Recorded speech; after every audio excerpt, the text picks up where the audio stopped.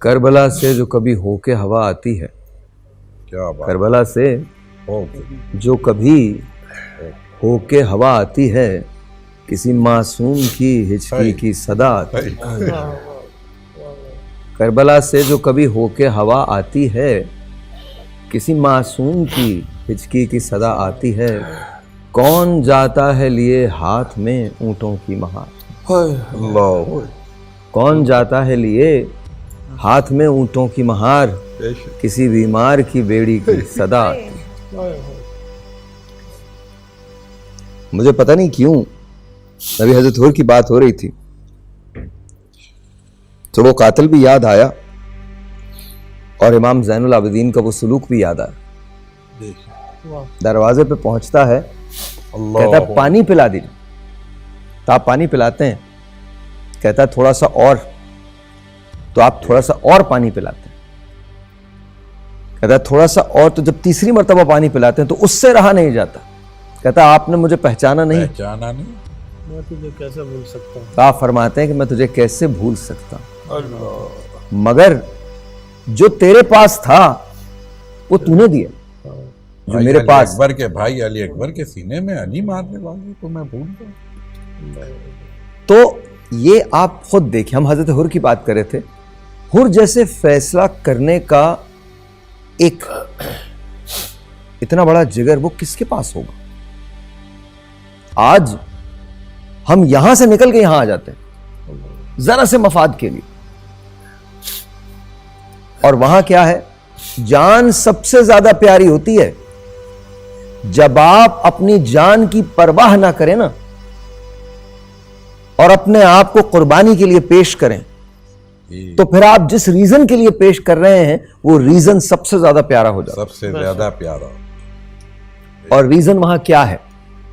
نواسہ رسول، حب رسول، اس کے علاوہ کوئی اور ریزن اجر رسالت ہے وہاں۔ بالکل بالکل، اجر تو خیر ہے ہی نا، وہ تو بعد کی بات ہے، اجر تو میرا نہیں خیال کہ کسی نے وہاں اجر سوچا ہے، اجر تو ملنا ہی ہے وہ جو آیت ہے وہاں، جی بالکل بالکل درست فرمایا، وہاں اجر رسالت ادا کرنا، میں کچھ اور کوئی اور بات ہے، وہاں تو یہ سوچ ہی نہیں آئی ہے، وہاں تو صرف ایک سوچ تھی کہ حسین نے تنہا نہیں ہے، بے شک، یہاں اگر مرنا ہے تو پھر ساتھ مرنا، جی، اور یہ سوچئے میرے ذہن میں جب یہ فلم پوری چلتی ہے تو حضرت بی بی زینب کا ایک جو قول ہے، جب وہ آتے ہیں تو آپ فرماتی ہیں کہ آج تو ہم آپ کو یہاں کچھ نہیں دے سکتے، لیکن روز محشر حوض کوثر پیش کریں گے۔ حوض کوثر، ایک طرف شور ہے،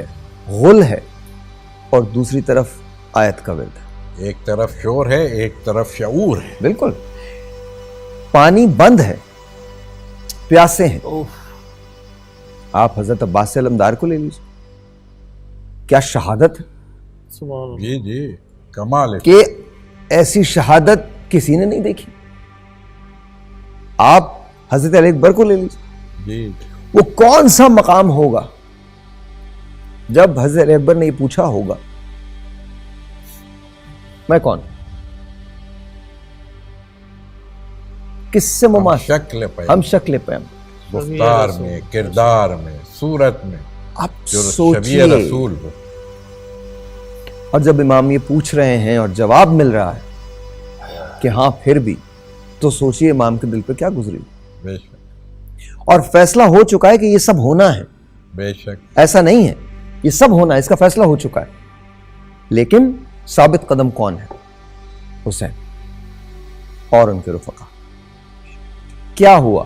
کتنے دن یہ سب چلا، یزیدیت کتنے دن چلی؟ امتحان میں پاس ہونا ہے، بس پاس ہونا۔ امتحان ہونا ہے اور اس میں پاس ہونا ہے، یہ تھا۔ اچھا، ایک میں اگین مجھے صرف یہ بتا دیجئے کہ اگر ہمیں اب بہتری لانی ہے، اچھا ہونا ہے، تو اس کے لیے کیا کرنا پڑے گا؟ تربیت کو کیسے انکلکیٹ کیا جائے؟ یہ جو یلغار ہے اس کو روکا کیسے جائے؟ کیا رک سکتی ہے یہ یلغار؟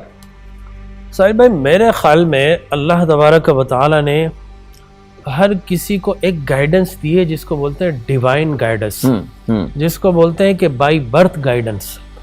دیکھیے بچہ ادھر پیدا ہوتا ہے، اس کو کس نے بتایا کہ سکلنگ ایفیکٹ ہے تو تمہیں دودھ ملے گا؟ یہ اللہ نے اس پر الہام کیا تھا۔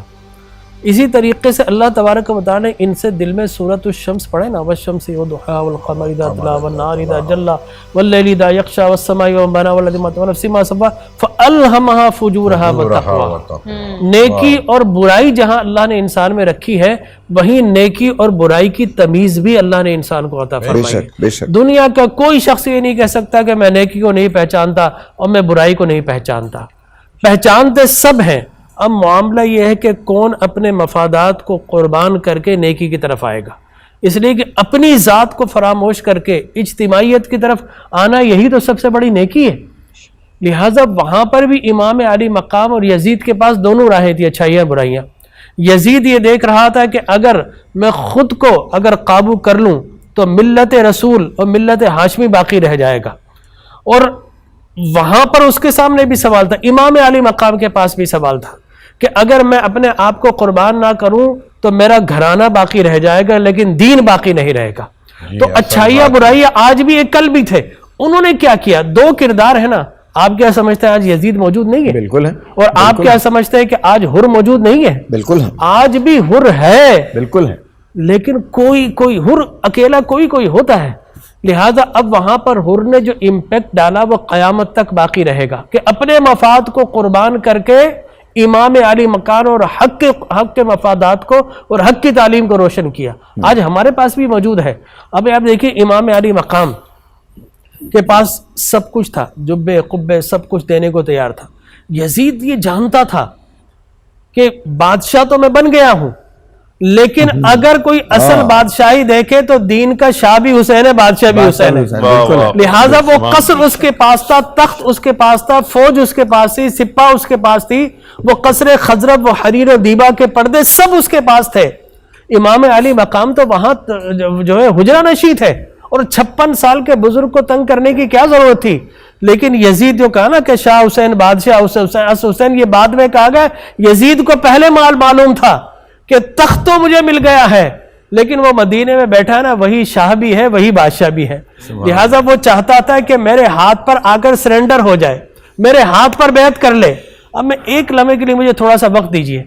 دیکھیے حضور اکرم صلی اللہ علیہ وسلم نے فرمایا کہ الخلافت بعدی 30 سنہ ثم تکون ملکہ، میرے بعد 30 سال تک خلافت رہے گی، اس کے بعد ملوکیت آ جائے گی۔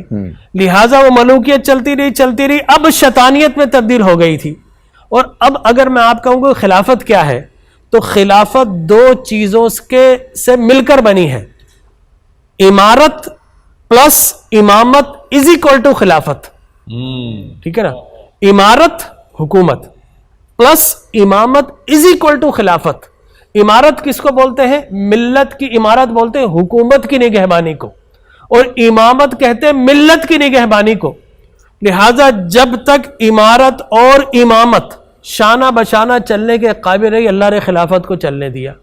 لیکن جب امارت لڑکھڑا گئی تو اللہ نے نبی کے گھر والوں کو کہا کہ تم ملک کی نگہبانی کے لیے نہیں بھیجے گئے، تم ملت کی نگہبانی کے لیے بھیجے گئے ہو۔ لہٰذا امام حسن نے امارت کو ٹھوکر مار دی اور امامت کو بچا کر مدینہ منورہ میں لے آئے۔